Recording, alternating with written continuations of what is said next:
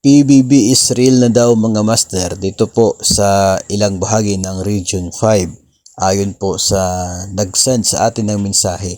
Isa nga po sa mga nagsabi na mayroon po silang PBB sa Region 5, itong Camarines Norte.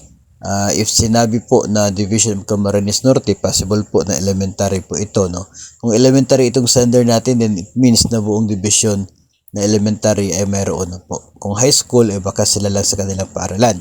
Tapos, isa pa magandang balita dyan dahil yung mga personnel pala ng Bureau of Fire Protection ay nakatanggap na rin ng PBB 2022 nila ngayong araw din, August 13.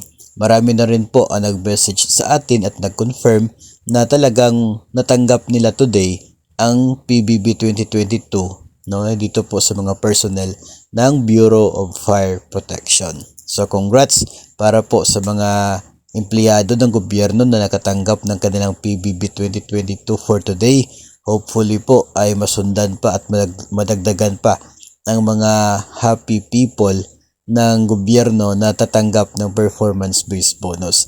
Hopefully, lalabas ang mas maraming saro para sa mas maraming agency at division offices para sabay-sabay yung pagtanggap ng biyaya na galing sa performance-based bonus for the year 2022.